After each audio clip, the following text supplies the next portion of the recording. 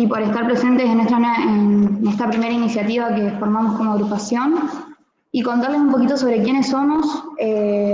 Somos un nuevo grupo de estudiantes que está creciendo en las distintas facultades de la UNL, Universidad Nacional del Litoral, para quienes no lo conocen,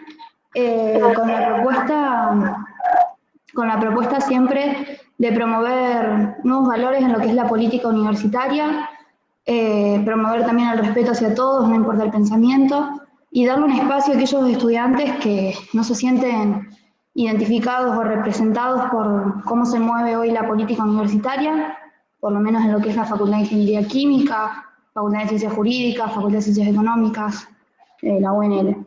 También buscamos mejorar lo que es nuestro espacio de estudio, que es donde nosotros vamos a pasar mucho tiempo, serían otras circunstancias, lógicamente, pero nada, un poquito sobre quiénes somos es eso. Tenemos un Instagram, Apertura FIC o Apertura Universitaria, también nos pueden encontrar. Y nada, te presento a Agustín. Él es Agustín Echevarne, un economista reconocido que se especializa en lo que es comercio estratégico, desarrollo económico, mercados internacionales. Es director general también de la Fundación Libertad y Progreso.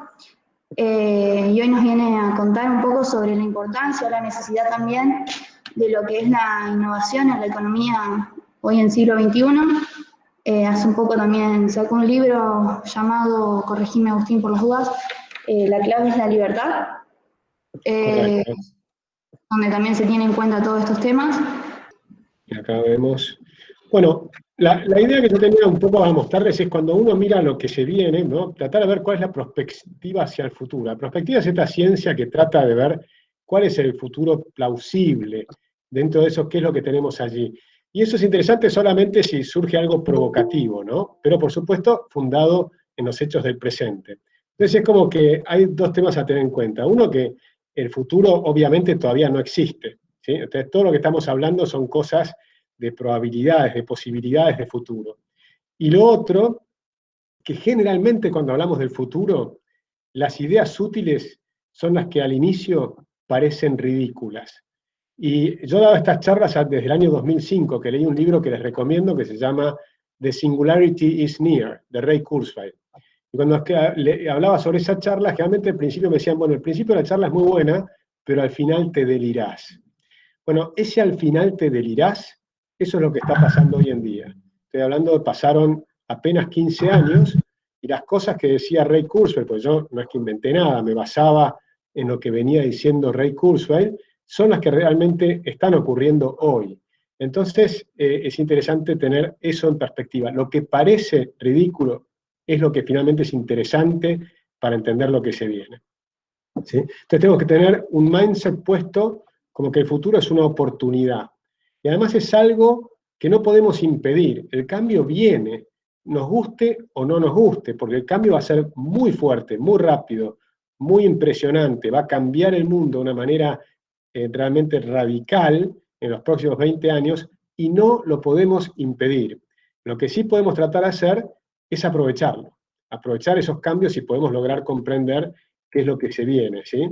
Entonces hay que buscar los caminos posibles que, dónde están los eventos que pueden romper las tendencias. Primero, cuáles son las tendencias, y después cuáles son las tendencias disruptivas, qué lo puede ser disruptivo, ¿no? Y entonces vamos a identificar riesgos, amenazas y oportunidades sobre los futuros que son plausibles. Entonces, de esta manera, en este gráfico les estoy mostrando como hay un cono de futuros posibles, ¿sí? Todos estos futuros son posibles. Luego tenés algo que es más breve, que son los futuros plausibles, los que son más factibles que ocurran. Luego los probables. Pero después está el futuro preferido. Entonces, en función de todas estas cuestiones, nosotros tenemos que ver de este futuro probable, qué cosas podemos hacer para llegar a este futuro preferido, teniendo en cuenta que el abanico es mucho más amplio, ¿sí? Esto es lo que estamos hablando ahora. ¿Qué es lo que está cambiando el mundo y cómo va a continuar? ¿Sí? Y a partir de ahí tenemos que pensar, primero, que hoy la tecnología está creciendo tan rápido que prácticamente todo lo que imaginamos lo podemos concretar. Entonces la imaginación es importantísima. Luego hay que desafiar los principios sobre los que basamos en general las proyecciones lineales. El mundo no son proyecciones lineales. Tenemos que ir pensando cuáles son las cosas que van a cambiar esto, ¿no? Y por supuesto después tenés que armar planificación. La planificación necesariamente tenés que tener una perspectiva sobre el futuro que tenés que construir, y después el típico análisis que ustedes habrán visto, lo que son ingenieros y demás, el SWOT análisis, ¿no? Fortalezas, oportunidades, debilidades y amenazas. Y a partir de ahí elaborar planes estratégicos. Pero dentro de esto, para mirar el futuro, lo primero que es interesante mirar es la historia. Cuando miramos la historia, esto es impactante, porque tenemos miles y miles de años donde el mundo prácticamente no crecía, hasta que en un momento empieza el desarrollo que se llamó la Revolución Industrial, y estos 200 años que son impresionantes. Fíjense, de no crecer prácticamente nada, del año 1000, mejor dicho, del año 0 al año 1000, el crecimiento de Europa per cápita fue 0. Del año 1000 al 1800 fue 0,05% anual. Es decir, se duplicó en 800 años. Pero fíjense que fundamentalmente fue este último pedacito, que era la revolución industrial. Ahora, cuando estabas creciendo acá, que ya era perceptible, porque todo lo demás era un avance tan lento que era totalmente imperceptible. Los nietos de los nietos de una persona vivían igual que sus tatarabuelos. No había diferencias. Prácticamente todo el mundo era pobre, salvo unas pocas personas. Y aún esas pocas personas tenían pésima salud, no tenían aire acondicionado, no tenían ni electricidad, ni televisión, ni nada por el estilo. O sea que toda la antigüedad fue una pobreza abismal. Empieza la revolución industrial y tenemos un desarrollo impresionante. Y ahora estamos en un mundo de gran abundancia y cada vez menos pobreza. Salvo, por supuesto, el año actual, donde yo creo que de manera muy errónea, el mundo enfrentó esta pandemia por primera vez en la humanidad, encerrando a las personas sanas. Eso no había pasado jamás en la historia, y es la primera vez que lo hicieron, y creo que fue un enorme error. Y vamos a ver una caída como la que se ve acá al final, pero que fíjense que después se recupera rápido. O sea que se va a recuperar rápido también. Tenemos una caída que va a ser fuerte este año, pero se va a recuperar rápido casi de manera imperceptible. Entonces, ¿qué pasó estos 200 años? Bueno, lo que pasó fue tremendo. Cuando empieza el desarrollo, el primer que hay que preguntarse, hay que tratar de entender, es ¿por qué? ¿Por qué estos 200 años hay este crecimiento inmenso de la riqueza mundial y la riqueza per cápita mundial? Y básicamente, ¿por qué es el aumento inmenso de la productividad? Fíjense esta persona que está acá en este rincón, bueno, así cosecharon durante miles de años, ¿no? Con una hoz, no se llega a ver, pero tiene una hoz, ¿no? Y se agachaba y recogía el trigo. Imagínense la productividad de esta persona, 14 horas por día trabajando, imagínense el dolor de espalda, ¿sí? Y cuántos años podía vivir una persona trabajando de esa manera. Y en cambio, miren esta persona que está acá adentro, que ahora la productividad que tiene es 300 veces mayor, pero no solo eso, sino que va cómodamente sentado, con amortiguadores, con aire acondicionado, con una cabina hermética para que no entre el polvillo y no se le arruinen los pulmones, con un GPS que le permite medir cuánto está cosechando en cada metro para después la sembradora que venga luego va a poder medir la distancia entre cada semilla en función de la fertilidad del suelo y cuánto fertilizante le va a poner en cada lugar del campo. Es decir, esto es un procesamiento de información extraordinario, no solo es la cosecha, no solo la cosechadora. Y además, esa persona va a ser reemplazada en los próximos 10 años por un robot. No tiene ningún sentido que esté sentado ahí. Pero esta persona además tiene WhatsApp, está mirando la televisión, está hablando con su mujer o con sus hijos, es decir, está comunicado con el mundo, mientras la cosechadora prácticamente hace toda la tarea sola y si finalmente hará un poquito de esfuerzo al final del campo para dar vuelta, ¿verdad? O sea, el aumento de productividad es impresionante. ¿Por qué? Y esa es la pregunta que se hace Adam Smith. En el libro de 1776, ¿cuál es la naturaleza y causa de la riqueza de las naciones? Y esto es clave. Se pregunta sobre la riqueza de las naciones, no sobre la pobreza, porque la pobreza es lo normal. La pobreza es lo que había pasado por 1.000.000 de años. Ahora ustedes ven que los políticos, muchos economistas, sociólogos, bla, bla, bla, Todos hablan de la pobreza, el santo día hablando de la pobreza.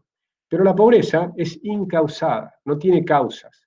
La persona nace pobre, nacés desnudo, nacés con frío, nacés pobre. Es incausada. Es un error analizar la pobreza.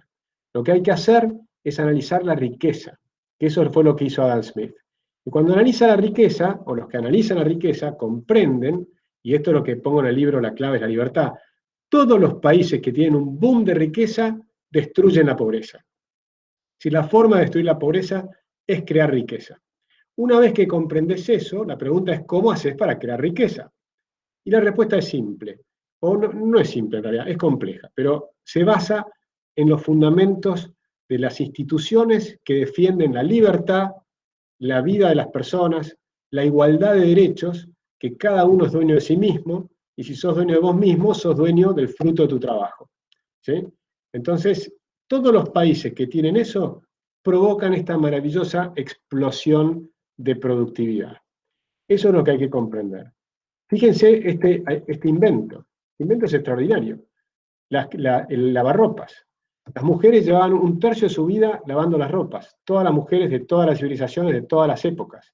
Inventás la lavarropas, tenés una innovación impresionante, agregale todos los artefactos del hogar y demás, electrodomésticos y demás, y las tareas del hogar se aliviaron.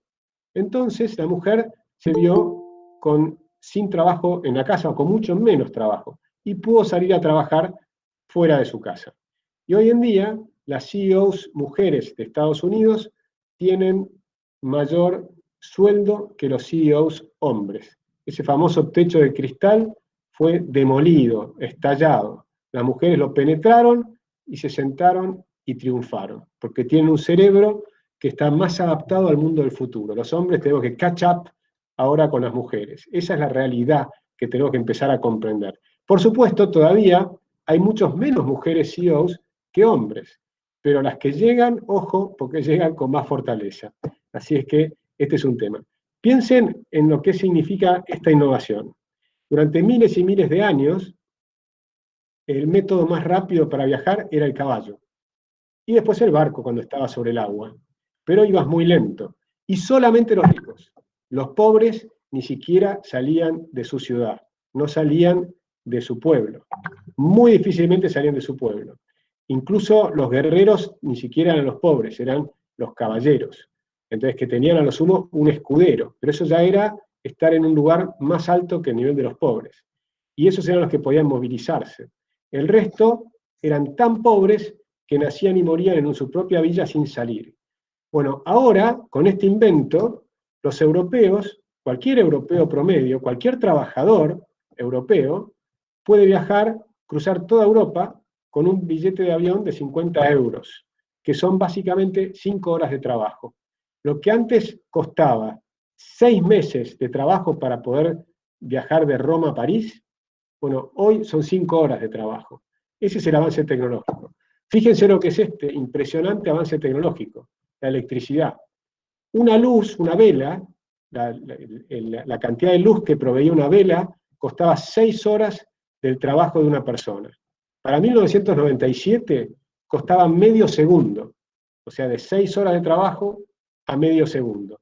Es decir, los pobres que salían a trabajar acá, lo vemos con el cursor acá, que salían a trabajar con la hoz y demás, salían de su casa antes de que salga el sol, no podían prender la vela porque era muy caro, y volvían cuando ya se había puesto el sol. Es decir, que para ver el rostro de su mujer solamente si trabajaban al lado. Si no, prácticamente era prender unos minutos la vela, no mucho más que eso, o en algún cumpleaños. El resto no lo podían hacer, vivían en penumbras. Hoy no, hoy viven con luz. No solo con luz, sino con todo lo que se puede hacer con electricidad. La televisión, el cine, la radio, la música. La música, antes había distintas músicas. Era la música de los reyes, que eran las orquestas y demás, y luego tenías la música de los pobres, que podía ser el candombe, podía ser una guitarra y a lo sumo un bombo. ¿Sí? Entonces imagínense que todo era diferente. Hoy se han quebrado todas las brechas. En los países capitalistas no existe más la brecha entre ricos y pobres. Todo eso que hablan de las diferencias, desigualdades, es una falsedad. En los países capitalistas no existe más. No hay más desigualdad. Tienen la misma salud, la misma alimentación, la misma forma de vestirse, escuchan la misma música, ven las mismas películas de cine, o sea, tienen realmente la misma vida, la misma educación, prácticamente es todo lo mismo. Podés ingresar a los cursos de Harvard y el MIT, que están gratis en Coursera. Entonces hay mucho bullshit dando vuelta. Los economistas hablan de números, y yo lo que trato de enseñar es a pensar, que es una cosa diferente. Los números muchas veces ocultan la realidad.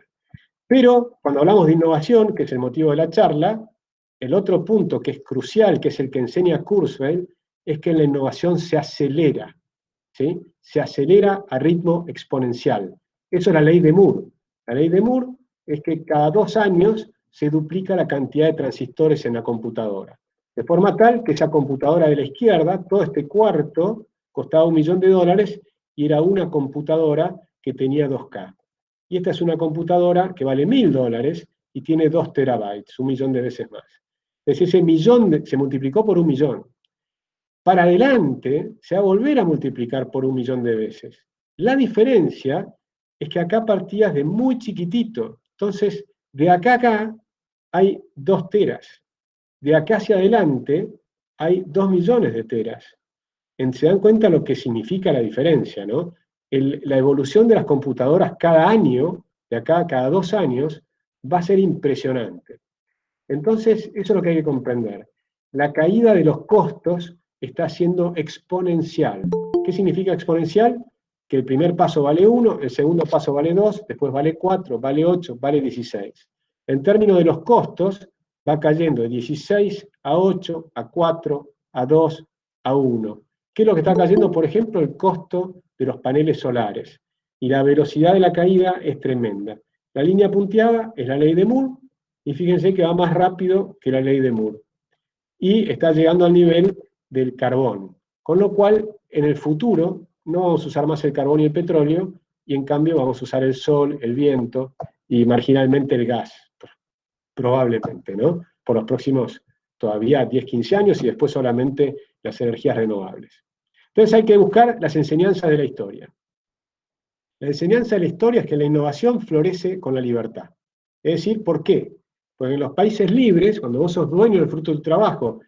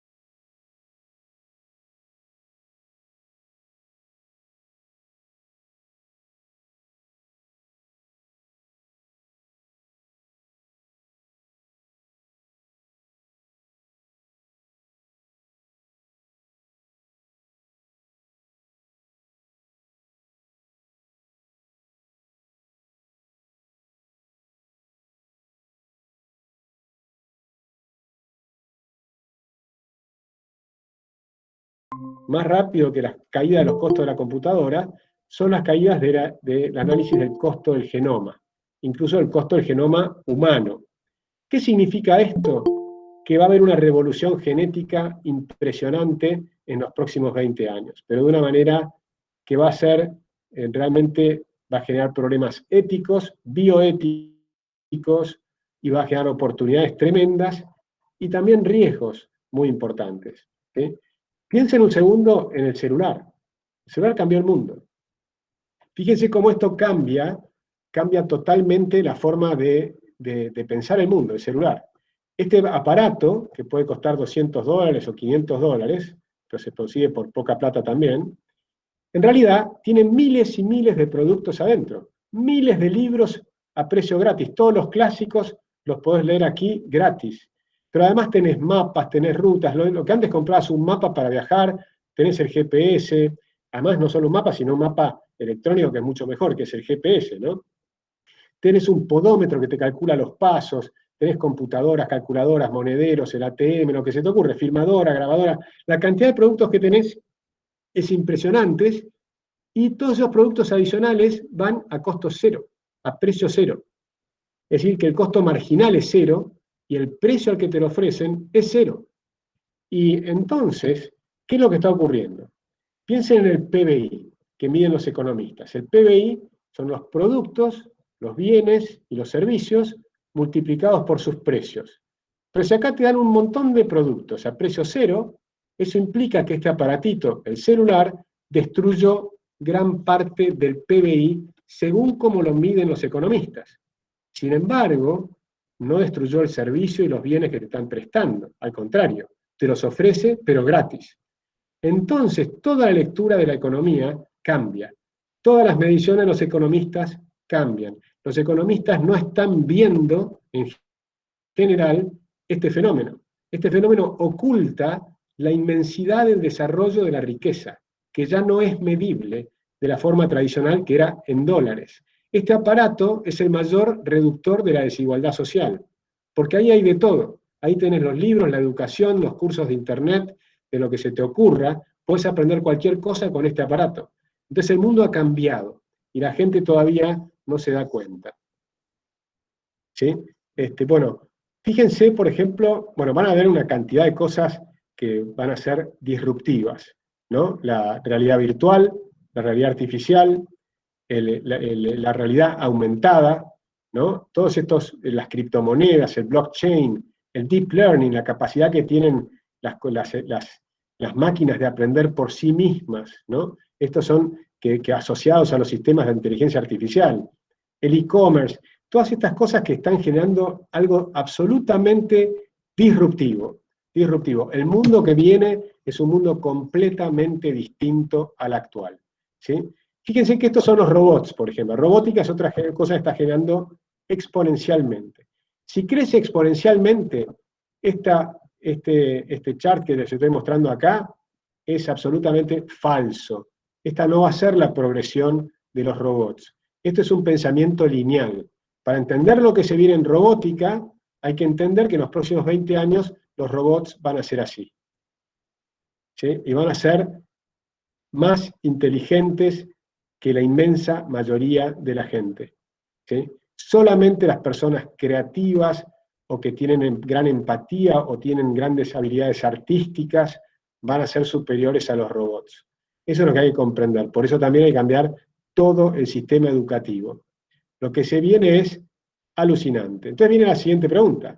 ¿Los robots nos van a sacar el trabajo? Y la respuesta es que sí. Los robots van a eliminar todos los trabajos, van a reemplazar a los humanos para hacer todos los trabajos aburridos y repetitivos. O sea, cualquiera que tenga un padre, un tío, un amigo que está haciendo un trabajo aburrido, díganle, muchachos, ese trabajo lo va a hacer un robot.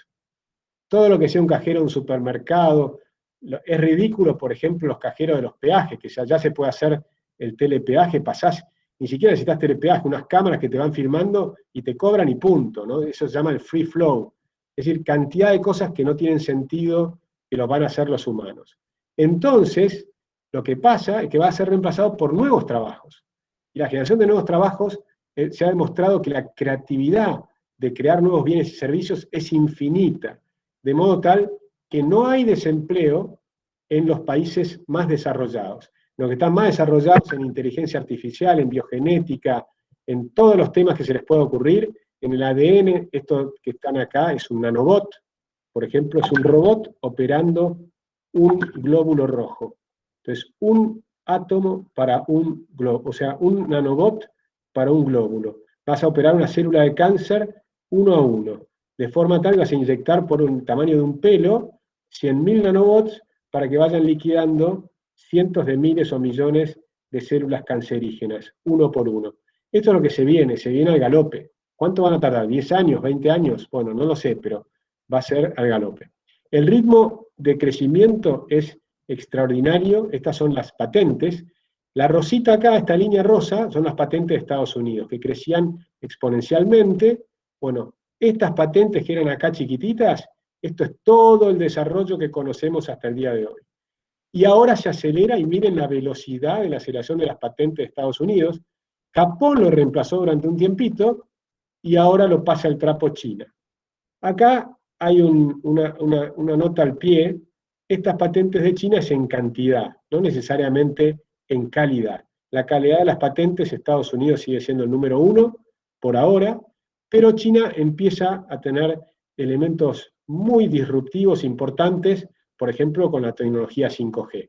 O sea que a futuro China es muy relevante. Y alguien que no aparece todavía acá, esto es Corea y demás, pero el que no aparece, pero va a aparecer dentro de algunos años, va a ser la India.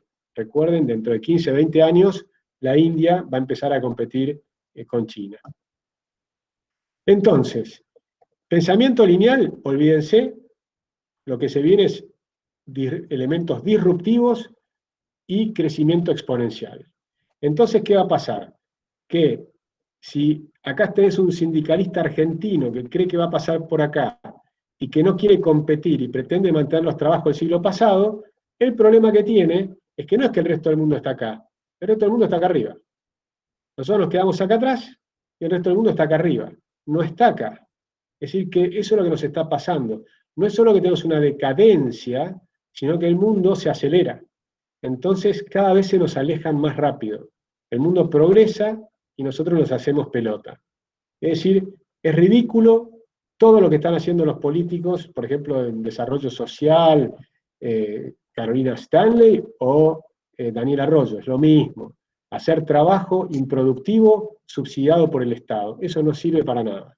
Eso es lo contrario de crear riqueza. Eso es crear pobreza. En un mundo disruptivo, generar un cada vez trabajo menos productivo es absurdo, porque te quedas fuera de todo. Por eso no podemos competir con los países capitalistas, pero después tampoco pudimos competir con los países como China o Indonesia, después tampoco podemos competir con los países latinoamericanos. Hoy Argentina no puede competir con nadie. ¿Sí? Así que, bueno, vamos a una sociedad de zero marginal cost. Esto significa, vamos a la sociedad de la abundancia.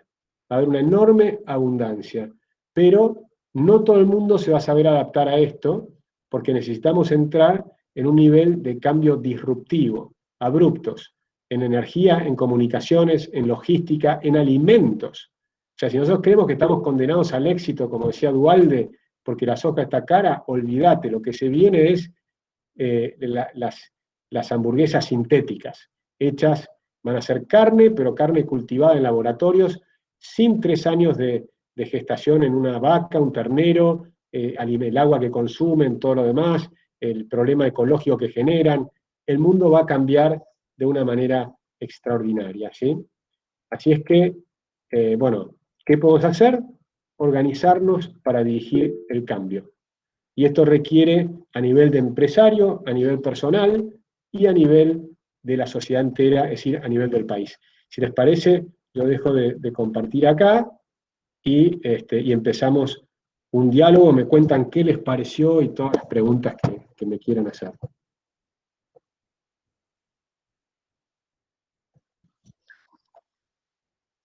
Hola, muy bien. Ángel Truco, la verdad, felicitarte, o mejor dicho, agradecerte por esta excelente charla. Eh, Siempre me quedo con algo que creo que te escuché decir a vos en una presentación de tu último libro, que es que dentro de 10 años la persona promedio va a tener 7 trabajos a lo largo de su vida y que como Argentina tiene un sistema laboral que quizás no está preparado para ese cambio. Eh, ¿qué reflexión podés hacer al respecto? ¿Ves algún tipo de esperanza, por así decir, al respecto en la idiosincrasia de nuestro país y también en las medidas que se pueden llegar a tomar? ¿Te parece algo que es bastante trágico o algo solucionable? A ver, Argentina está muy mal y vamos a ir a una crisis muy, pero muy profunda, ¿no? Y eso de que es un ejemplo de tener 7 trabajos en la vida, por ahí me equivoqué, porque van a ser mucho más de 7, ¿no? Probablemente capaz que tenés 7 trabajos en un año, porque lo que va a haber mucha gente que tenga su propio trabajo en su casa y trabaje para 7 personas diferentes, para 7 empresas, o haga distintas cosas. La forma de trabajar va a ser mucho más flexible, va a ser súper interesante, ¿no? Y ahora, nosotros para poder competir en este mundo tenemos que cambiar absolutamente de forma de pensar, tenemos que cambiar de ideas, tenemos que salir de la cultura de la justicia social, que es la de sacar al que produce para dar al que no produce, porque ya no funciona, no hay forma de que eso funcione y ya colapsó, porque la cultura de la justicia social la puedes aplicar un tiempo, pero como Argentina la viene aplicando desde hace 80 años, hoy ya es imposible. Hoy tenemos más de 22 millones de personas viviendo del Estado y un sector privado cada vez más chiquitito, que ya son menos de 7 millones y medio de personas, y que les pones tantos impuestos para mantener a todo el resto, que ya no pueden producir. Y ahora le vas a agregar el impuesto a la riqueza, que se van a ir otros 10.000 ricos. Y cuanto más ricos se van, menos capital le tenés, y también se van los jóvenes talentos. Entonces perdés jóvenes talentos, perdés capitales y perdés capitalistas. Lo cual es una implosión de la Argentina. La Argentina está viviendo una implosión. Pero eso es una enorme oportunidad para cambiar. Y yo creo que necesitamos un cambio total, pero de reglas laborales, de reglas impositivas, tenemos que eliminar 160 impuestos, tenemos que desregular, hay 69.000 regulaciones viejas, o sea que hay que cambiar completamente y desregular, porque no podés estar regulando estas cosas nuevas. Ahora, cada vez que a un político se le ocurre una regulación, complica un producto. Y si no se le ocurre una regulación, se le ocurre un impuesto. Bien, los youtubers empiezan a ganar plata, y a los políticos lo primero que se les ocurre es pongámosle un impuesto. Es decir, como matan toda posibilidad de crear riqueza. Entonces mantienen cada vez mayor pobreza y terminás en la gente ocupando tierras en un negocio inmobiliario ilegal que hacen los políticos apañados con la justicia y la policía, y permiten entonces ocupar una tierra, venderla, porque son negocios inmobiliarios, y crear villas miserias. Bueno, ese es el modelo de la Argentina que tenemos que cambiar. Pero por supuesto, yo soy re optimista, creo que lo vamos a cambiar, porque la gente se está despertando, se están dando cuenta que esto no va más. No hay parches, todas estas medidas que puede tomar Guzmán y demás, no sirven absolutamente para nada, postergarán un poquitito la crisis, que ya, no la postergan porque ya estamos en plena crisis. El desempleo este año, bien medido, ya está en 29,3%, porque ellos miden el 13,1%, pero no toman en cuenta todos los que dejaron de salir a buscar empleo porque están en cuarentena. Si ajustás por esa gente que no está buscando empleo, pero que perdió su empleo, bueno, Argentina ya tiene 29,3% de desempleo. O sea, estamos en medio de un desastre inmenso, pero tan grande es el desastre como la oportunidad de cambio. Agustín, una consulta en base a todo lo que veníamos hablando.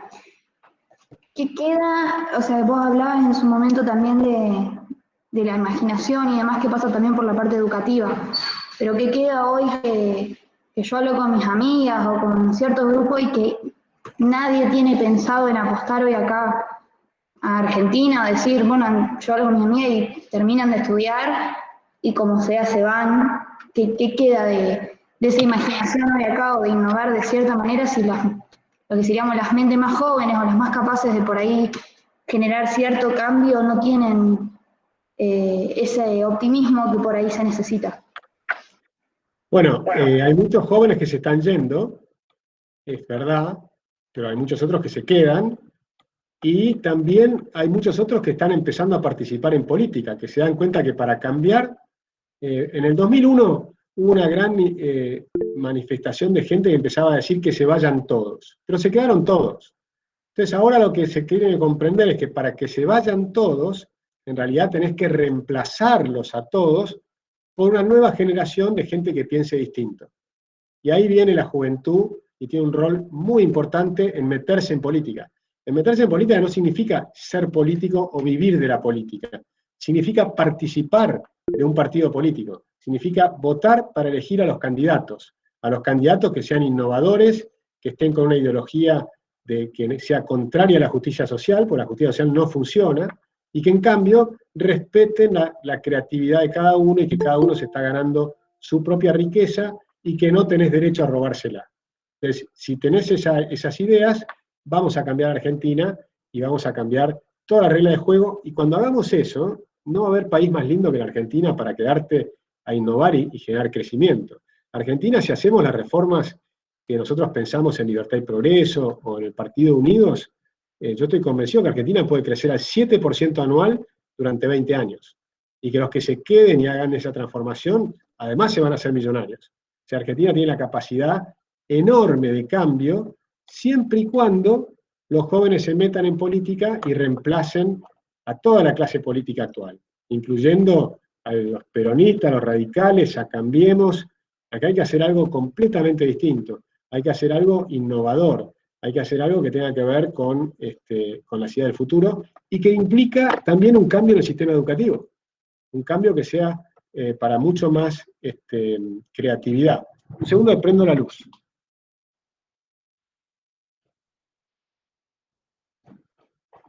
Ahí está, que me estaba empezando a oscurecer en la habitación.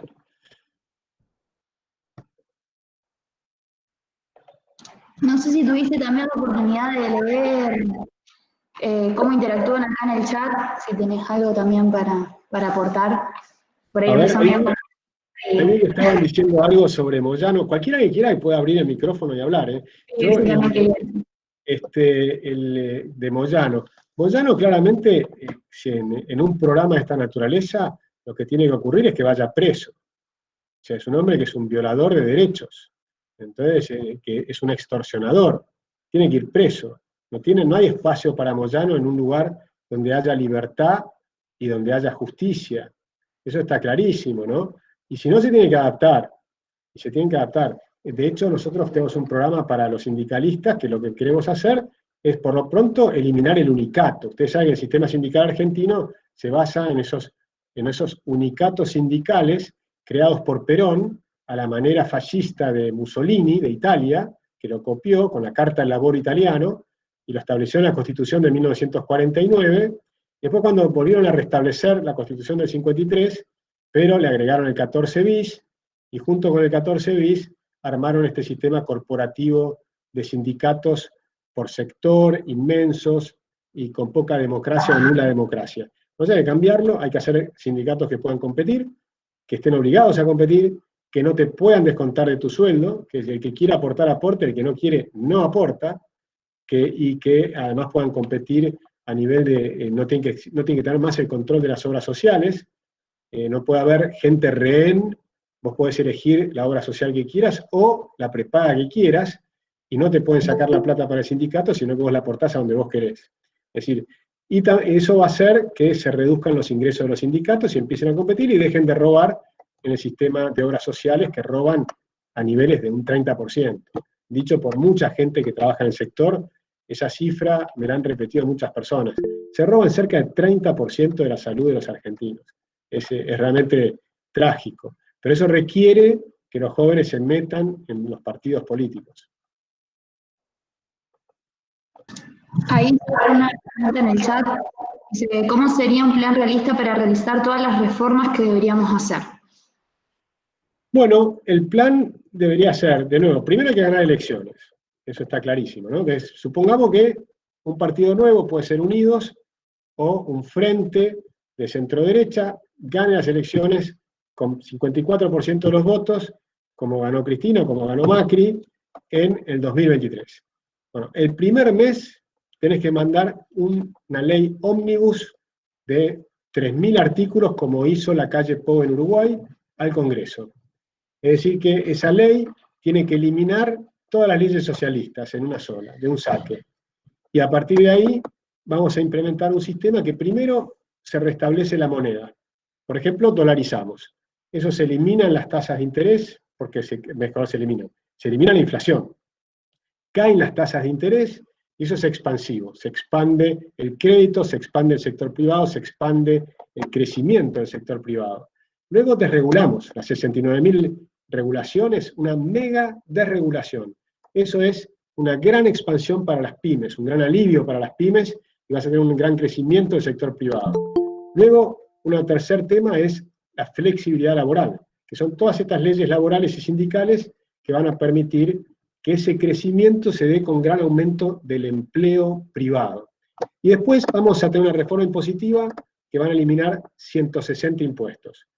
Y vamos a bajar impuestos y va a aumentar la recaudación por el crecimiento de la economía. Entonces, esas 4 medidas van a generar una gran expansión de la economía.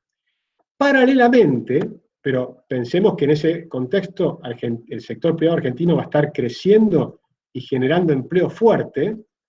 Paralelamente vamos a hacer la reforma del Estado y van a ir pasando 1 millón de personas al sector privado. Es decir, de ser improductivos en el sector público a tener alta productividad en el sector privado formal. Los planes sociales se van a ir reduciendo y eliminando y vamos a dejar de darle plata al que no trabaja. La gente se va a poner a trabajar en el sector privado. Esto va a ir gradualmente pasando al sector privado al ritmo de 1 millón de personas por año. Es decir que en 4 años el sector privado tiene que crear por lo menos 4 millones de empleos. Y ese es el programa que nosotros apuntamos, a crear 4 millones de empleos privados que van a permitir reducir más o menos 6 o 7 millones de las personas que viven del Estado, porque cuando conseguís una persona del sector privado con un buen sueldo, en realidad se eliminan varios planes sociales.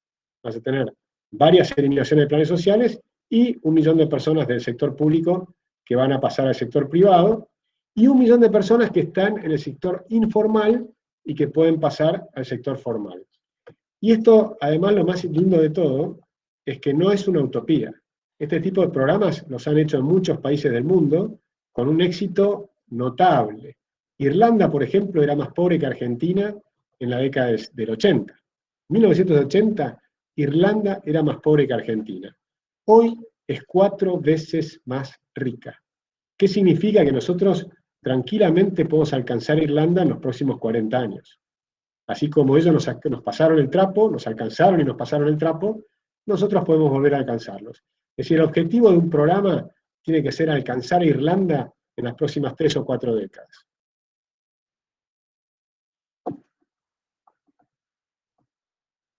Ahí también pregunta Luca, ¿qué posibilidades crees que hay de ganar las elecciones 2023 y cómo crees que llegamos a las 2021?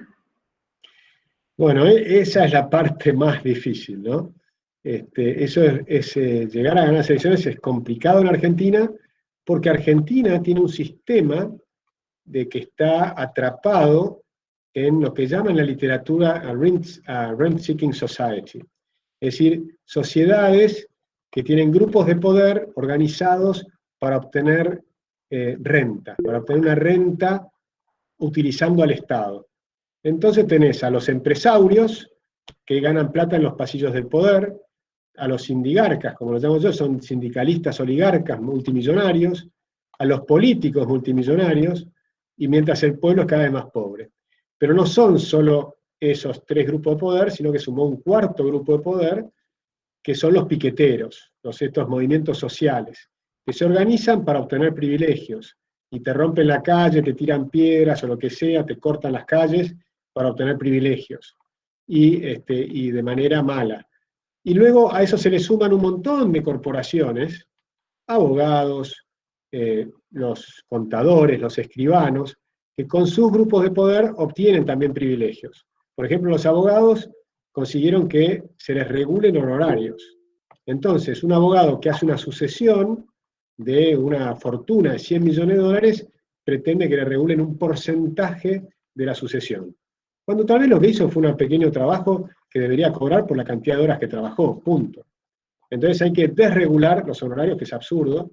Eso es con los abogados. Pero mismas cosas con los contadores, que por ejemplo el colegio de contadores te obliga a que no baste que el contador te firme el balance, sino que tiene que estar registrado en el colegio de contadores y le tenés que pagar aparte. Son todos pequeños curros que se van sumando unos a los otros y hacen imposible la vida de los argentinos. Cara, complicada, te inventan cosas como el BTV, otro curro, ¿no? Donde te obligan a llevar el auto a que te lo revisen con unas máquinas que parecen antiquísimas. Vos tenés un auto, un Toyota, un auto japonés, un auto alemán, un auto americano, un Ford, lo que sea.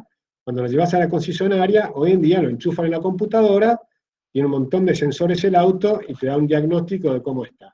Bueno, cuando lo llevas al BTV no tienen nada de eso.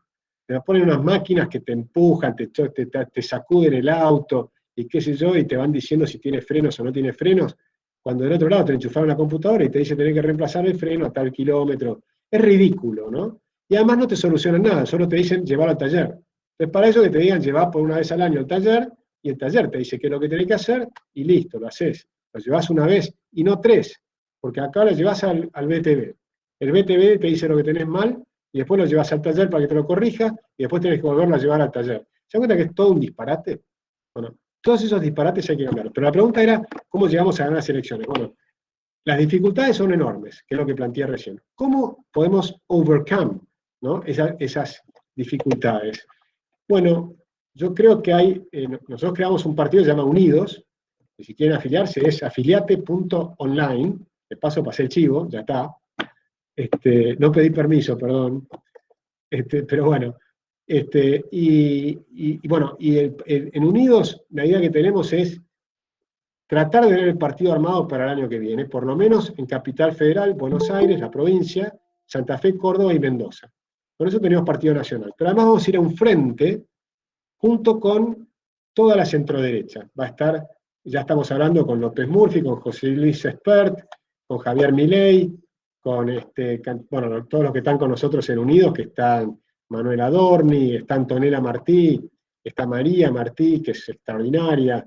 La verdad tenemos un grupo de mujeres que valen la pena. Necesitamos muchas más mujeres, porque hay pocas, pero las que hay son buenísimas. Entonces tenemos que seguir sumando, ¿no? Tenemos médicos como, por ejemplo, el que inventó la operación de la carótida. Debe ser uno de los hombres que salvó más vidas del mundo, y es un argentino que se llama Juan Carlos Parodi, Johnny Parodi. Tal vez se lo acuerden porque lo operó a Menem de la carótida. Y bueno, en fin, tenemos una cantidad de gente. Pero ese grupo centro-derecha que podemos agregar también a Cintia Houghton, a Juan José Gómez Centurión, los grupos de evangélicos, cantidad de gente que puede estar en sintonía con defender la vida, la libertad y la propiedad privada. Yo creo que ese grupo, el año que viene, puede sacar entre 10 y 15% de los votos.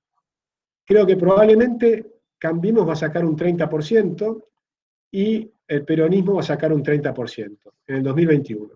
Y el resto van a ser distintos partidos, la Baña, que capaz que saca 6, 8%, la izquierda, que siempre sacan 3, 4 puntos, y demás. Y para el 2023, la crisis esta va a ser tan profunda, que si la centroderecha saca un 15%, puede ganar por sí sola, como ganó Bolsonaro en Brasil. Y si eso ocurre, cambia el futuro de la Argentina. La Argentina pasa a ser otro país. Cambiamos completamente. Si no ocurre, la segunda probabilidad más importante es que gane Larreta.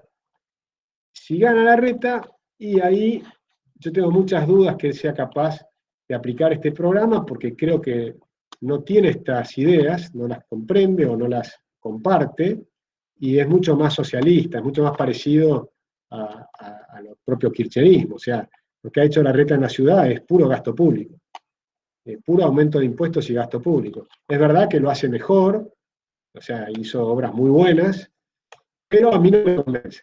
Lo que sí puede ocurrir es que haya alguna alianza entre Larreta y esta centro-derecha, en 2023, la centro-derecha, por lo menos me parece que debiera ser, es no aceptar ningún tipo de acuerdo, es para hacer todo el conjunto de reformas que les conté hace un ratito. Preguntan también si no se puede poner una ley que diga no puede haber más un 15% del PBI como gasto del gobierno. Me parecería extraordinario. Se puede, y probablemente se debe, pero necesitas tener los votos. Si tenés los votos podemos cambiar el país completamente. Y yo creo que sí, que sería espectacular tener un país que no tenga más de 15 puntos de gasto público. Pero con bajar, te diría, llegamos a niveles de 45 puntos de gasto público sobre PBI. Si bajamos a 25 puntos del PBI, ya con eso Argentina puede ser una potencia en 30 años. Si lo bajáramos a 15 puntos, podemos pasar a ser el país número 1 del mundo. porque lo que crece es el sector privado. El sector público es un peso para la economía, no es un aporte, es un peso, es un costo. Entonces, si el sector público es un costo, pero te da buena educación, buena seguridad, buena defensa y ponerle buena salud, bueno, ese costo vale la pena. Y eso son 20 puntos de PBI. Pero si te cobran 45 y te dan pésimos servicios, es un espanto, que es lo que le pasa a la Argentina. Entonces nosotros tenemos un sector público que sea de excelencia y gastando mucho menos. Por ejemplo, en educación pasamos a gastar 3 puntos del PBI a 6 puntos del PBI, pero la educación cayó. O sea, gastamos el doble y es mucho peor. El nivel educativo de la Argentina se hizo pelota, a pesar de que gastamos el doble. Entonces no pasa por gastar más, pasa por hacer las cosas bien, por tener competencia, creatividad. En educación nosotros proponemos la tarjeta EduCard, es decir, que el Estado financia la educación de los más pobres con una tarjeta, como una SUBE, que la gastás en cualquier institución educativa, estatal o privada. Y por lo tanto empieza la competencia. Y todos tienen que empezar a mejorar, porque si no perdés alumnos. Y si perdés alumnos, perdés presupuesto. Y eso se complementa con gran libertad para cada una de las escuelas, con sistemas donde el director de la escuela comparte el poder con los representantes de los alumnos, los padres de los alumnos, mejor dicho, la comisión de padres, y por ejemplo una comisión de maestros. Entonces puedes tener poder tripartito, pero descentralizado, a nivel de cada escuela, con su propio presupuesto, pero en competencia. Si pierde alumnos, pierde presupuesto. Y las escuelas que le vaya peor, pueden sí tener asesoramiento del Estado o de grupos privados, como EduCrea, que ayuden a mejorar la educación. Es decir, acá hay que mejorar la calidad de los servicios públicos, reducir el costo de los servicios públicos y liberar al sector privado. Y el sector privado con libertad genera un shock de confianza, shock de inversiones y un aumento impresionante de productividad. Relacionado a las elecciones, acá pregunta Santino, ¿no se puede cambiar el sistema de voto al sistema republicano como en Estados Unidos? ¿Cómo, perdón? No te entendí. ¿No se podría cambiar el sistema de voto a sistema republicano como el de Estados Unidos? A ver, no sé si se refiere a lo siguiente. En el sistema de voto en Argentina, el sistema electoral, es un sistema que no funciona, que yo lo quiero cambiar de hace 20 años, que es el sistema de lista sábana. Entonces ustedes votan por una lista de diputados y les podemos hacer ahora una encuesta, ¿quién se acuerda a quién votó? ¿Quién puede nombrar a quién votó como diputados? Les propongo, abra el micrófono el que se acuerde a quién votó como diputados. Anímense, digan, aunque sea el primero. Nadie. ¿Cómo, perdón?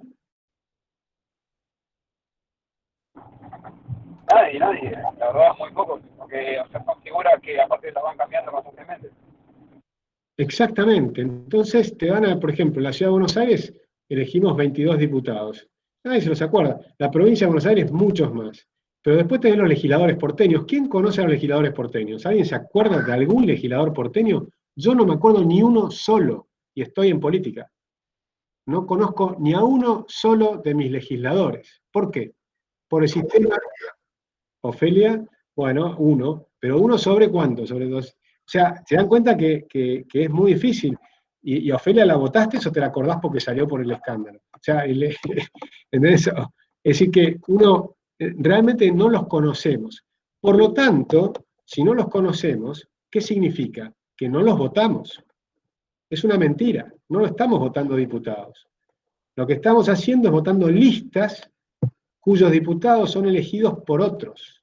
O sea, los que eligen a los diputados son los jefes de las listas. En cambio, en el sistema americano, que es mucho mejor, son circunscripciones uninominales. Y por lo tanto, tenés un diputado de tu circunscripción. Tenés que conocer a uno. Y a ese lo conocen todos.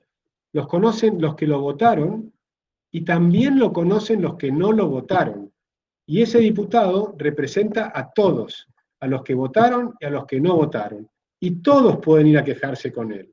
Y él tiene que representar a todos. Es un sistema donde el representante representa a su constituency, representa a un grupo de gente que tiene que resguardar sus intereses.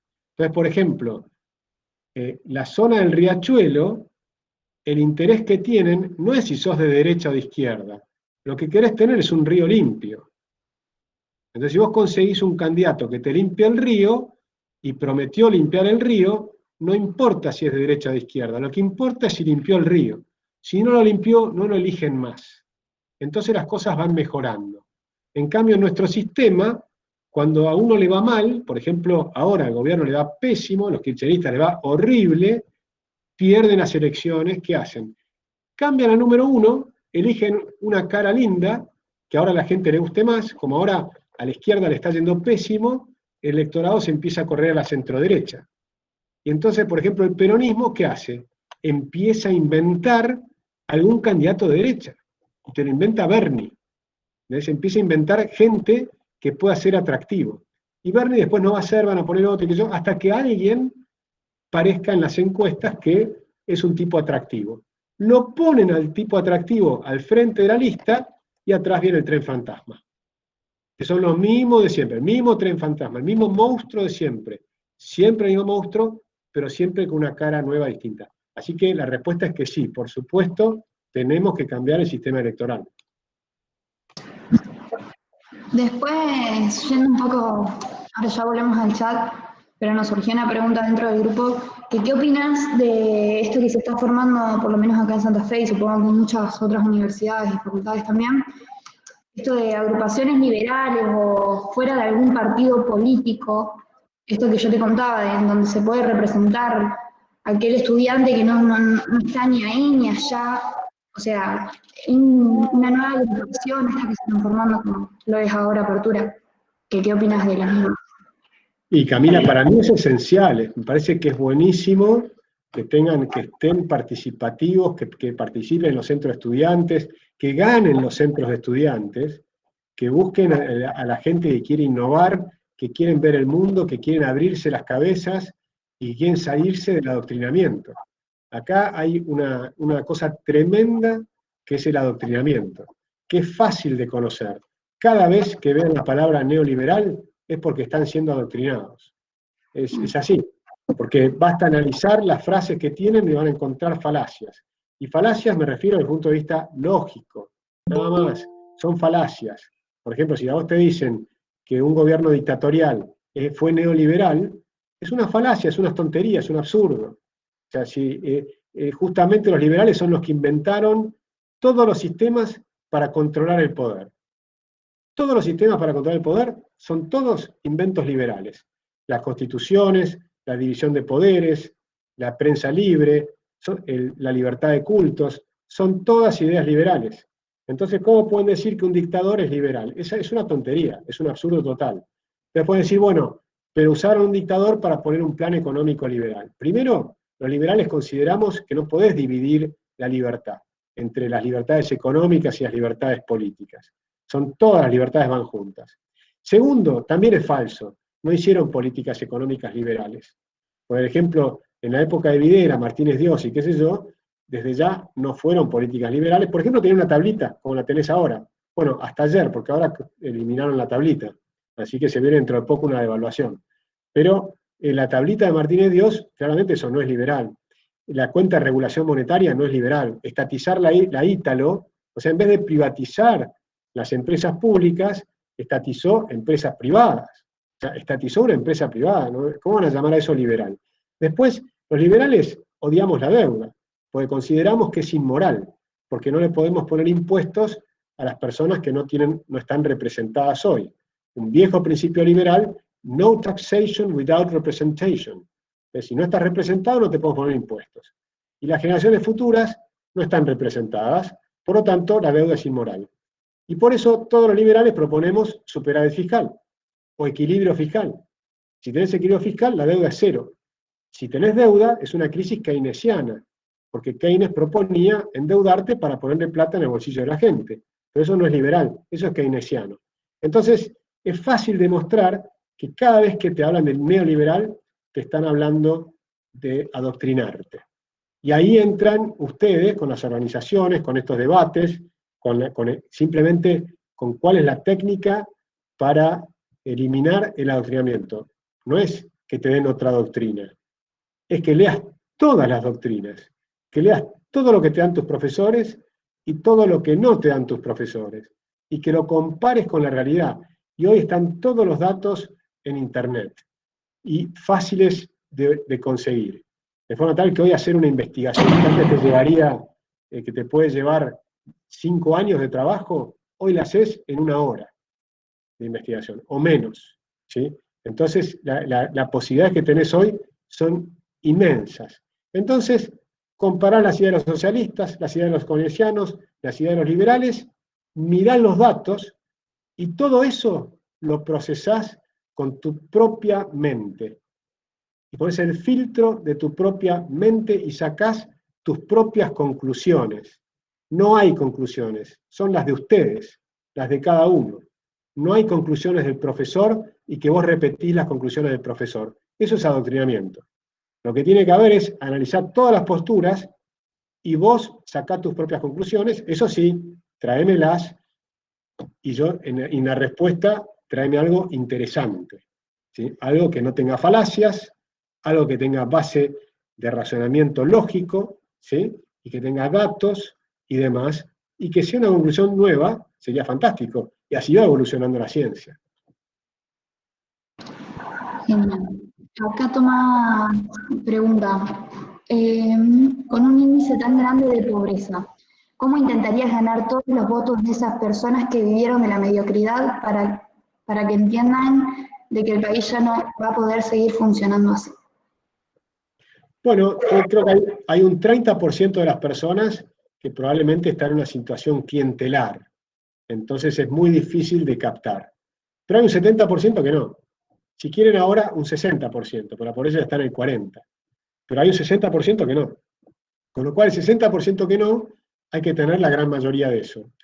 Y de los que tienen, que han caído en la trampa de la dependencia económica, yo creo que los que pueden cambiar son sus hijos, porque saben, los jóvenes, saben que no tienen un futuro interesante en Argentina, saben que el futuro es seguir siendo pobres, aunque te den prebendas y te den privilegios que son unas migajas, que te den comedores para chicos o lo que sea, o que te regalen colchones o lo que fuere, eso no es la vida para un ser humano.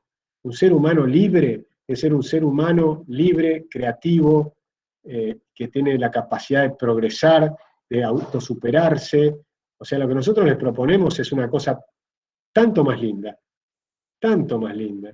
O sea, ser productivo, mejorar tu autoestima, crecer desde el punto de vista intelectual, físico, moral, tu carácter, tu capacidad de crear, de trabajar en equipo e inventar cosas nuevas, empresas nuevas, ganar plata y que no te saquen la plata y que tengas una moneda sana y demás, creo que es tanto más atractivo que yo estoy convencido que podemos convencer a mucha gente. Eso sí, nos tienen que ayudar a ustedes, eso está claro. Lógico. Me das cuenta que está en un proyecto de investigación para un seminario de la carrera de recursos humanos y te pregunta, ¿qué te parece que deben tener las empresas para seducir al talento joven implementando innovación en Argentina? Sobre todo la generación centennial de 18 y 25 años que está próxima a insertarse en el mercado laboral. Bueno, yo creo que tienen que ser empresas flexibles, dinámicas, creativas, con flexibilidad de trabajo, flexibilidad de horario, flexibilidad para las vacaciones. Es decir, hay muchas cosas que hoy se pueden hacer y que además el gran desafío es que se haga eso y de manera productiva. Es decir, que se pueda hacer eso, pero de manera tal que a mí, por ejemplo, nosotros en la fundación, yo no controlo cuántas horas trabaja cada uno. Lo que miro es el producto que tienen. De hecho, ahora estamos haciendo home office desde hace 6 meses y la productividad de la fundación se multiplicó. El impacto que tenemos es mucho más grande. Todo lo que estamos haciendo muchos más eventos que antes. Si antes organizábamos un evento mensual para los socios de Libertad de Progreso y demás, hoy tenemos 3 eventos semanales y en vez de 100 personas, en algunos de esos eventos lo han visto 470.000 personas. Entonces el impacto que estamos teniendo es infinitamente superior. Y sin embargo, cada uno trabaja en su casa, cada uno maneja sus tiempos, poder estar viajando, y yo ni sé si están viajando o no, ahora no pueden viajar porque están en cuarentena, pero la verdad es que podrías irte de vacaciones y seguir trabajando parcialmente, como para mantener el ritmo de trabajo y demás. Es decir, que sí, requieren tener flexibilidad, innovación, propuestas interesantes de trabajo. También a los jóvenes, perdón,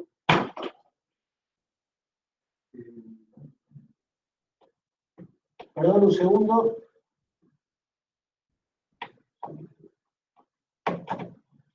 Perdón, tuve que enchufar la computadora porque vi que se me acababa la batería. También a los jóvenes están teniendo, y lo pueden saber ustedes mucho mejor que yo, quieren tener algo positivo para la humanidad o para el país. Quieren trabajar en cosas que sean útiles para la humanidad. Ya no quieren, por ejemplo, yo creo que cada vez les va a ser resultar más difíciles de conseguir personas, ahora porque estamos en un momento donde cualquier empleo que te aparezca lo tienen que agarrar porque estamos en un problema muy serio. Pero cuando la Argentina empieza a funcionar bien, las empresas que le va a costar conseguir empleados van a ser las que producen productos nocivos. Por ejemplo, las tabacaleras, o sea, los cigarrillos. Yo tengo un sobrino, por ejemplo, ahora que está trabajando fenómeno en una empresa de cervezas y me dice, no, yo ya quiero cambiar y que yo, pero si te dan los fenómenos, te pagan bien, todo sí, pero yo quiero algo que sea más ético. Así que creo que hay una visión de mayor, que tiene que ser también éticas. Es decir, que las empresas tienen que aportar al mundo bienes y servicios, bienes y no males, ¿no? Después, Maxi pregunta, ¿cómo se debería debatir con alguien que no quiere escuchar tus ideas? Ah, eso es bien difícil. Yo cuando debato, en general, no estoy pensando en la persona que está enfrente. Si debato en televisión, que esté Juan Enrique diciendo estupideces o lo que sea, la verdad es que yo no estoy haciendo nada pensando en esa persona, estoy pensando en lo que están mirando la televisión. Entonces, el primer tema es debatir para tratar de generar algún tipo de mejora en el entendimiento para el que está escuchando, que no necesariamente es el interlocutor de ese momento. Ahora, si estás a solas con una persona, lo importante es, para convencer a alguien, es vencer con, es con vencer. Para vencer con, lo primero que tenés que estar es estar cerca. Y estar cerca implica estar cerca en empatía. Entonces es en tratar de entender por qué piensa lo que piensa, tratar de entender si le interesa el país. Entonces, seguramente podemos partir del amor a la Argentina como un lugar común.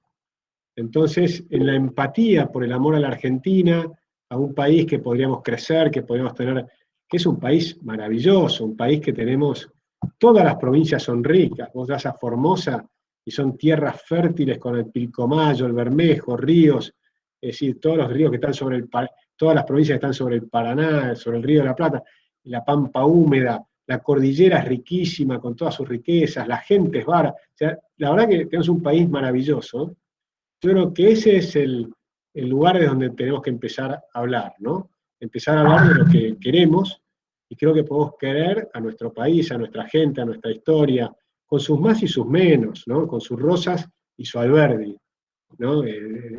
Con el Sarmiento, con Borges, con Cortázar, con Messi, qué sé yo, todas las cosas que nos puedan emocionar, creo que puede ser interesante como punto de partida para empezar el diálogo. Y después, simplemente lleva tiempo cuando a mí, por ejemplo, me resulta bastante fácil debatir con un marxista, me resulta mucho más difícil debatir con un kirchnerista, porque generalmente los kirchneristas mienten, y entonces eso es más difícil, porque es como cuando debatís con un mafioso que te robó una bicicleta, vos estás viendo la bicicleta y él no te debate si la bicicleta es tuya o no, te dice no hay bicicleta, pero ¿cómo si la estoy viendo? No hay bicicleta, no hay pobreza, es 5%.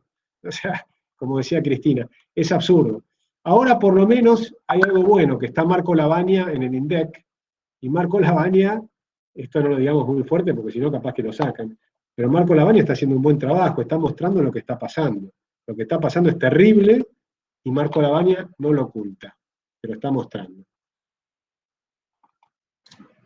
También Walter nos pregunta, ¿cómo hacemos para romper el paradigma impuesto por el populismo de que el empresario es malo y el obrero es bueno?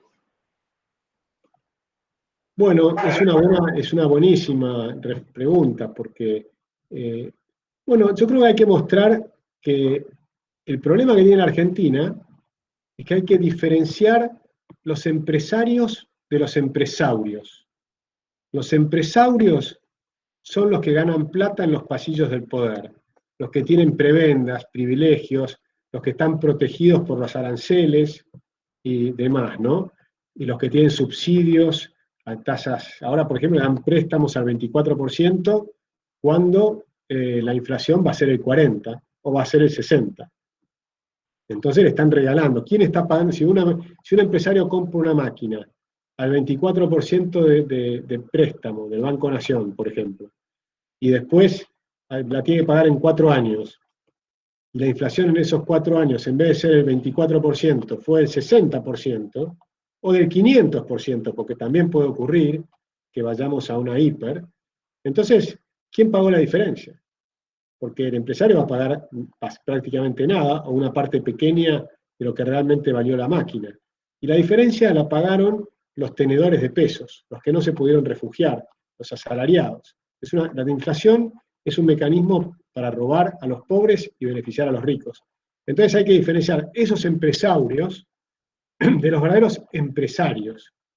Y los empresarios son los que te emocionan, son los que inventan todas las cosas que utilizamos, los que inventaron las computadoras, los teléfonos, los softwares, el que inventó WhatsApp, Zoom, o Meet, Google, todas estas cosas impresionantes que nos hacen la vida más fácil.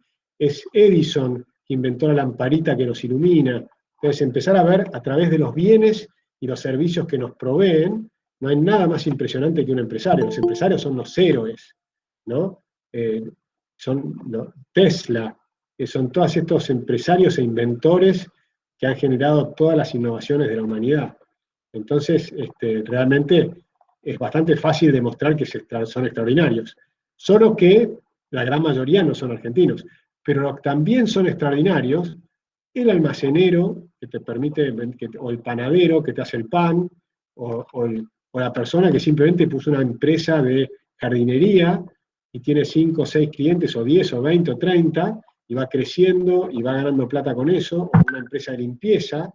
En Estados Unidos no es tan común tener mucamas, por ejemplo, o servicio doméstico. Lo que tenés son empresas de limpieza, que vienen y te limpian el departamento y se van. Y te lo ordenan como si fuera igual que en un hotel. Solo que en vez y ganan mucha plata. Y generalmente son latinoamericanos, que llegan con nada y al año se compraron un auto o una camioneta para llevar sus cosas, y a los 2 años tienen otros 2 o 3 empleados y empiezan a ganar un montón de plata. Entonces son personas que te están brindando servicios útiles que te hacen la vida más fácil, más llevadera, más linda. Matías, no sé si querías preguntar por micrófono.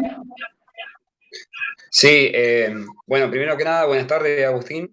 Hola, Matías. Te quería felicitar, o sea, sos un grosso, la verdad. Para mí, estar en esta charla y hacerte una pregunta directamente es como, no sé, tener a Messi y pedirle que me firme la remera. No, Eh, gracias, pero no me exageres.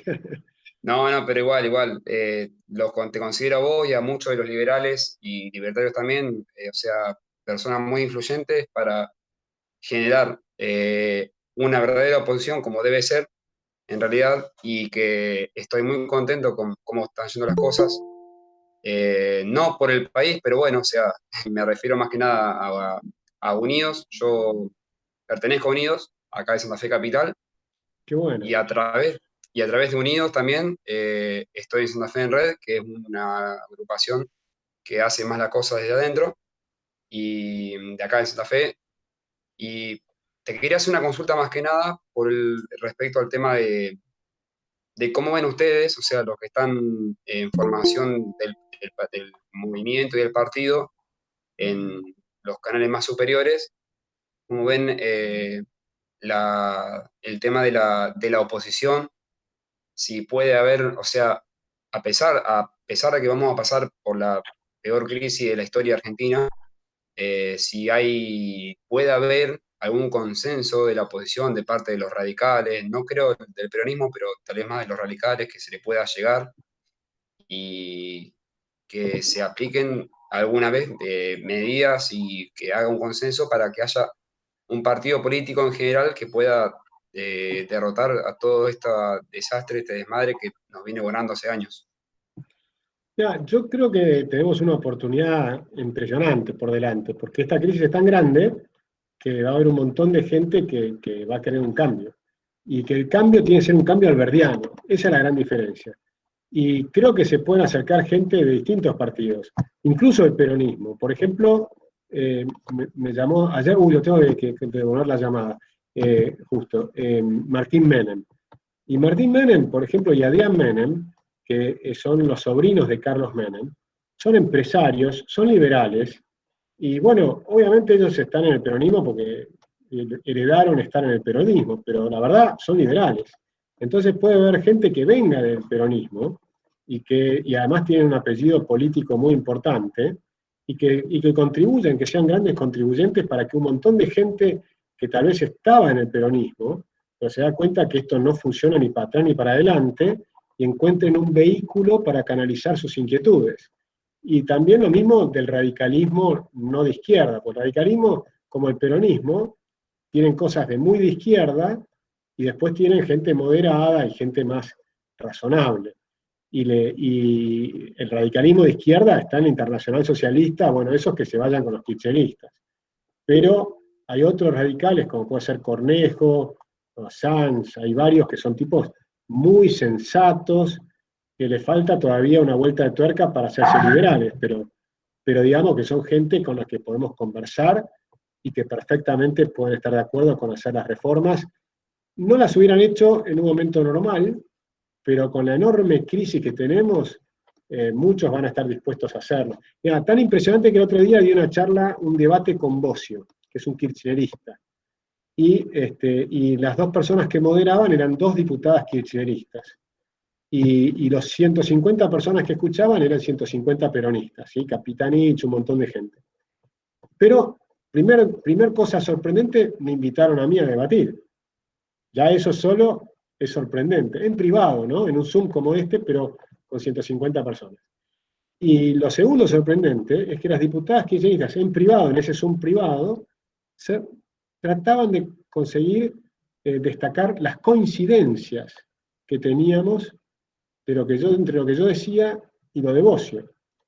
Y yo lo que estaba hablando son todas estas reformas que les propuse a ustedes, demostrando que eso es aumentar la productividad.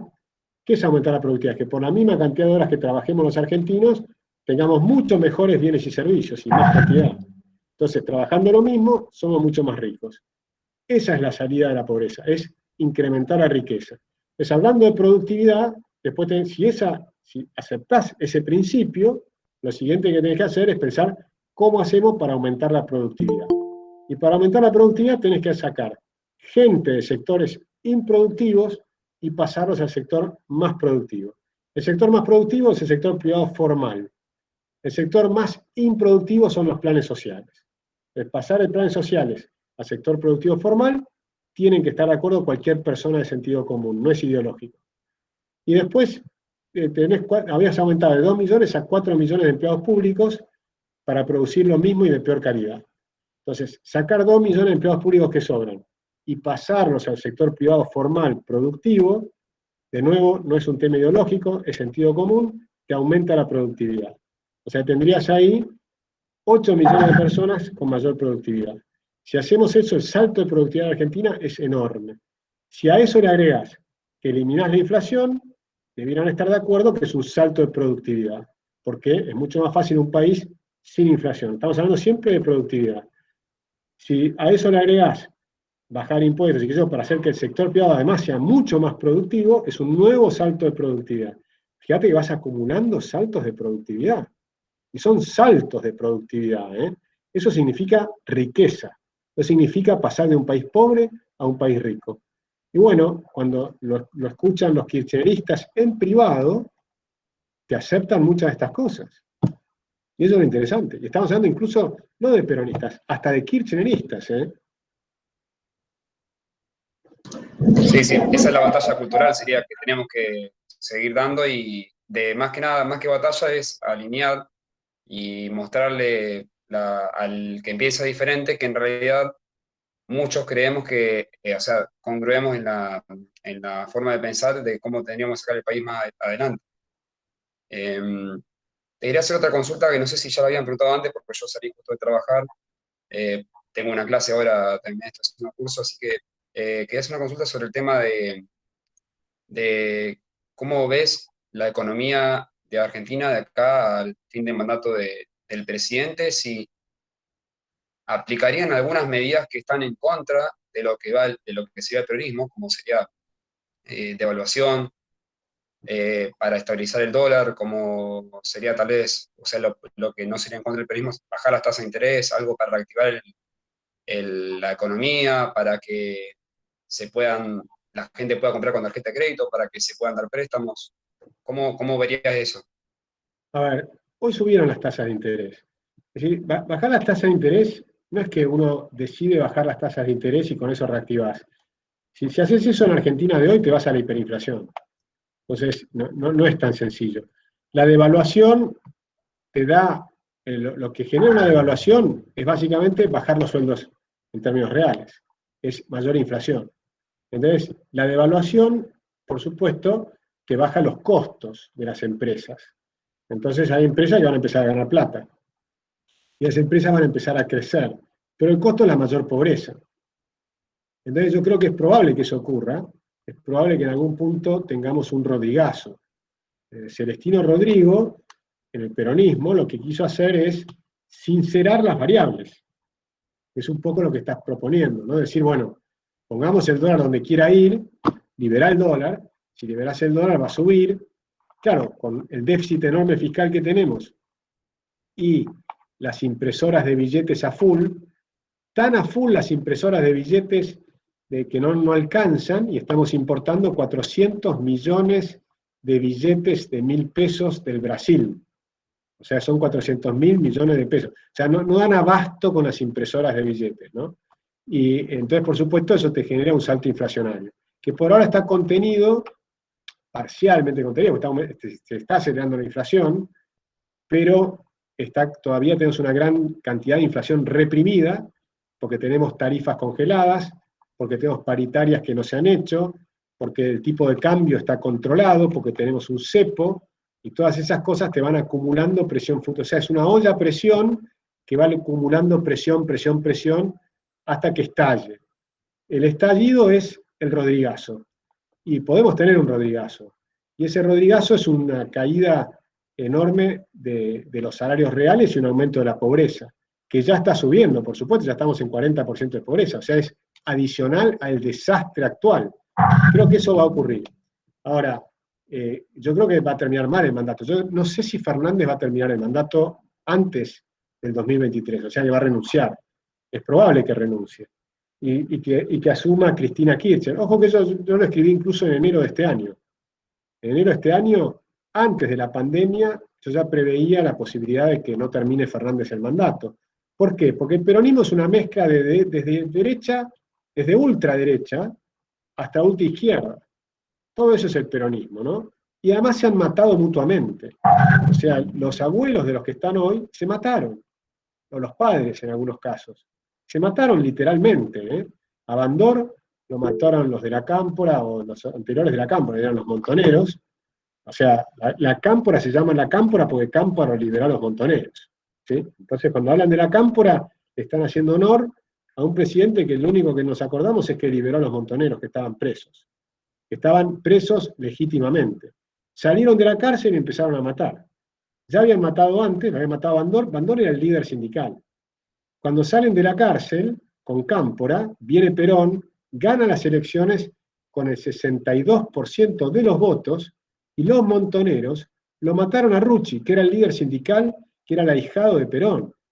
O sea, salieron a matar peronistas. Entonces son peronistas que matan peronistas. Y del otro lado, porque estas historias generalmente en los colegios no se las cuentan, el terrorismo lo empezó Perón. los peronistas de abajo, Lerp y Montoneros, que eran terroristas, y el terrorismo de Estado también lo empezó el peronismo, y empezó la AAA, con López Rega, que era el brujo que tenía al lado Perón, y después con Isabel Perón, que decretó la aniquilación de los subversivos de Lerp y de Montoneros. O sea, Isabel Perón decretó, y esta es la palabra que usó en el decreto, la aniquilación de los de la Cámpora, ¿sí? Entonces, los nietos de los padres y los abuelos de los de la Cámpora. Entonces, o los padres, porque la verdad que fue una generación. Y entonces ahora tenés a los sindicalistas que fueron muertos por los de la Cámpora y a los de la Cámpora que fueron muertos por los sindicalistas. Eso es el peronismo. ¿Cómo logran controlar el peronismo en cualquier gobierno? Muy simple, repartiendo plata. Entonces es una maquinaria de repartir plata, una maquinaria de conquistar poder para repartir plata. El peronismo es una asociación ilícita. Es una asociación ilícita con el propósito de obtener poder y repartir plata. Y solamente eso nos mantiene unidos. Pero ¿qué pasa? Cuando entras en una crisis como la actual no alcanza la plata. Por eso yo predecía, se acabó la plata, el peronismo no puede gobernar. Se va a caer. O sea, se van a matar entre ellos. Y si no se matan, va a ser políticamente, me refiero, ¿no? Y capaz que literalmente.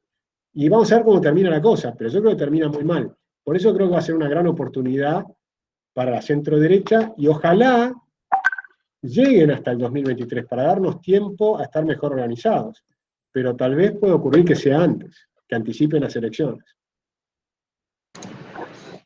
Luca, Muchas gracias, Agustín. disculpe.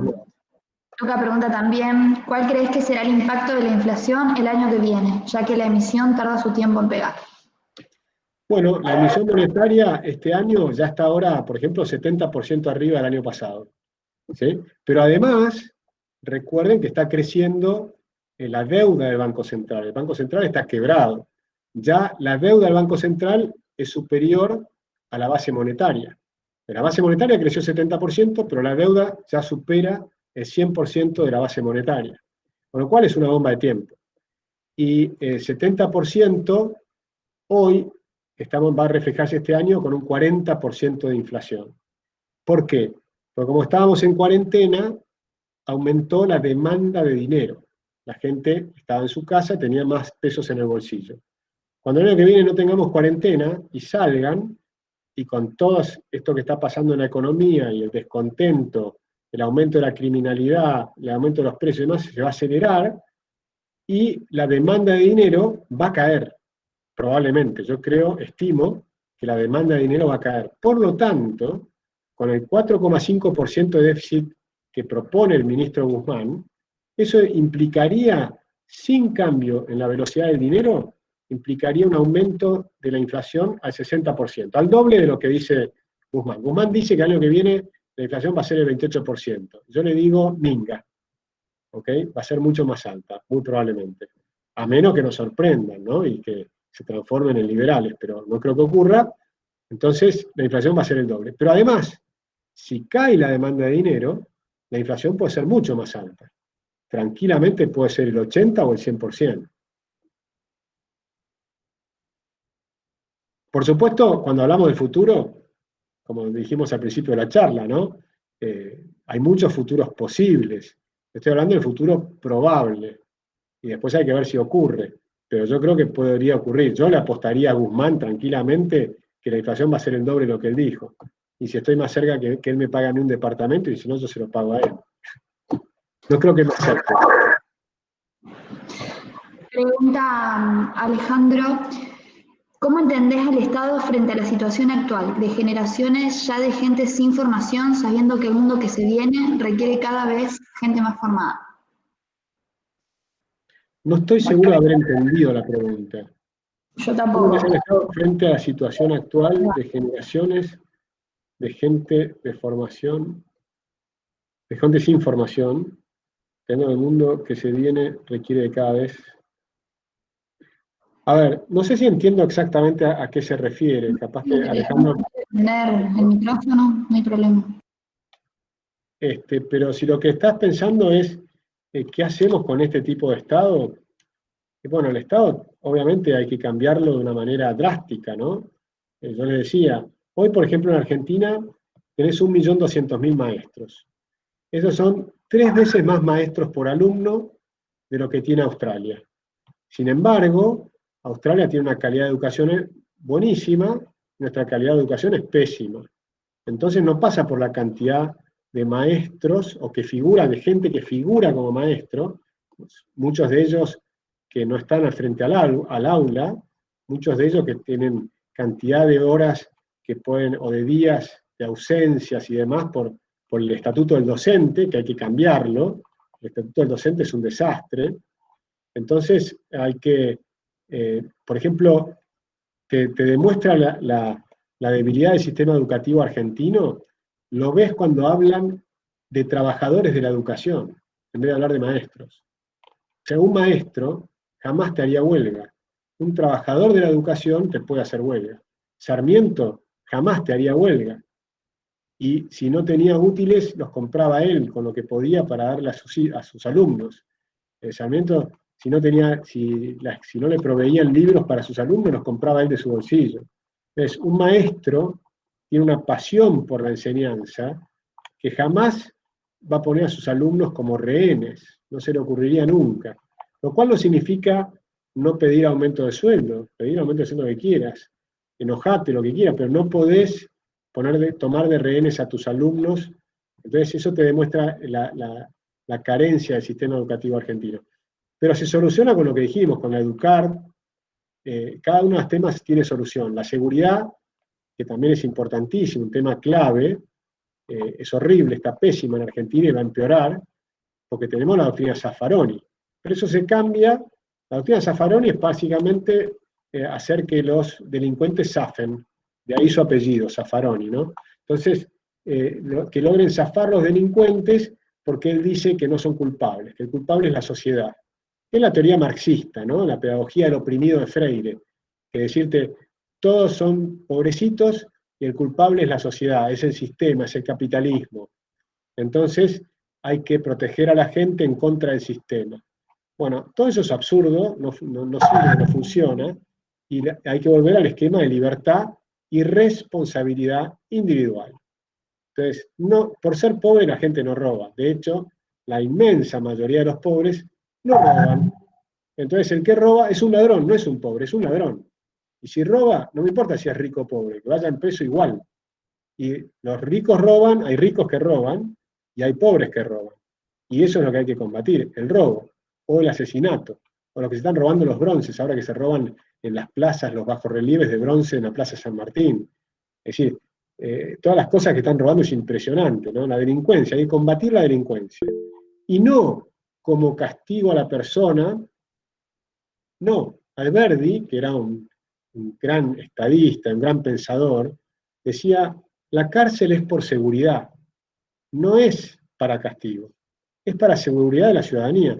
Al motochorro lo pones preso, no como castigo al motochorro, que habrá que estudiar su historia familiar, lo que sea, psicológicamente, todo lo que ustedes quieran. Pero hay que meterlo preso por la seguridad de la ciudadanía, punto. Y en la cárcel, que hay que hacer cárceles nuevas y privadas, tienen que trabajar. Tienen que aprender a trabajar 8 horas por día, levantarse temprano, ir a trabajar en la cárcel y cobrar un sueldo. Y con ese sueldo un tercio mantienen el costo de la cárcel. Con otro tercio se lo mandan a su familia y otro tercio lo acumulan en moneda fuerte, porque vamos a tener moneda fuerte, como ahorro para el día que salgan. Porque si no, cuando salen de la cárcel tienen que ir rápidamente a robar porque no tienen plata. Entonces, si se quedaron 10 años presos porque cometieron delitos graves, tienen 10 años de ahorros. Y el día que salen pueden poner un kiosco, un almacén, un restaurante, porque han acumulado 10 años de ahorro en moneda dura. ¿Sí? Ese es el sistema que nosotros queremos instalar. Es decir, todo el Estado tiene que cambiar y ser mucho más eficiente en la prestación de los servicios. Seguridad, justicia, salud, educación. No sé.